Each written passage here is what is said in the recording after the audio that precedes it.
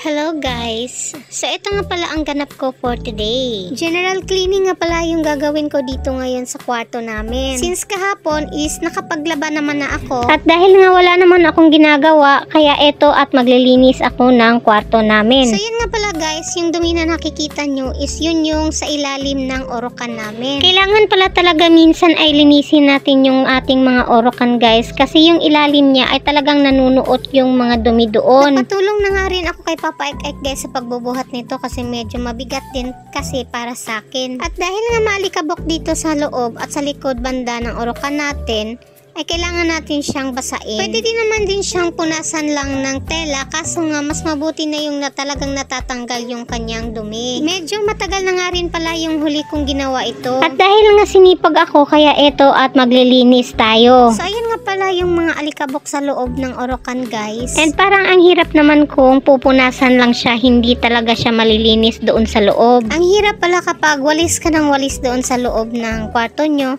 And then may mga nakatambak pala na dumi doon sa ilalim ng orokan. And sa sulok-sulok naman itong loob ng orokan natin. Kaya buti na nga lang at nakita natin at nalinisan natin kaagad. At baka pamahayan pa ng mga insekto. Hindi ko nga talaga sana siya mapapansin kaso nga nakita ko siya habang nagtutupi ako ng mga damit. Kaya ayun at pinalabas ko muna si Amira and then si Papa Aik para naman masolo ko yung kwarto. At para na rin hindi tayo madisturbo sa ating ginagawa. And then ayan nga guys, natapos ko na siyang banlawan kaya ilalagay natin sa gilid para naman madali siyang matuyo.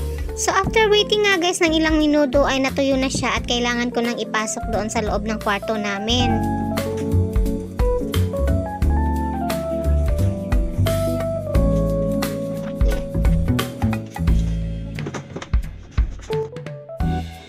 So ayun nga guys, habang pinapatuyo ko itong orokan namin, ay pinunasan ko na yung aming salamin at saka yung aming half divider. Ibinalik ko na nga rin pala yung mga drawers dito sa orokan para naman ay makaligpit na ako dito sa loob ng kwarto namin. Iwas na iwas talaga ako sa mga alikabok guys, lalo na kasi si Baby Amira ay may asthma. At talagang isa din yun sa ipinagbabawal sa kanya. Kaya nga kahapon habang naglalaba ako, ay tinanggal ko na lang din yung mga kortina namin para naman malabhan. Medyo hindi pa nga ako nakabawi sa pagod ko kahapon kakalaba at eto na naman, napagod na naman ulit si Inday.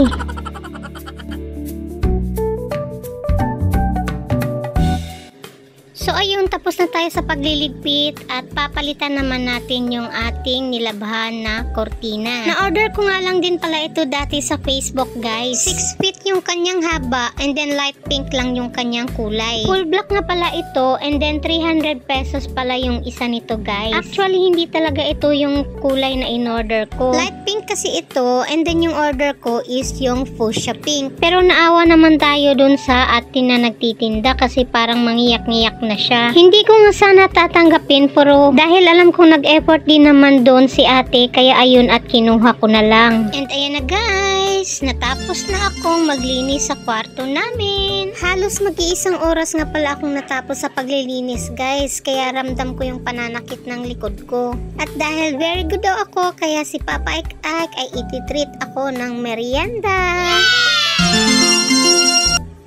So ayun guys, at dahil gutom ako ay gusto kong kumain itong batchoy. Kaming tatlo nga lang din pala yung magkasama ni Baby Amira and then dito lang din kami kumain sa may palengke malapit sa amin. And that's all for today mga langging. Salamat sa pagtanaw. Ingat!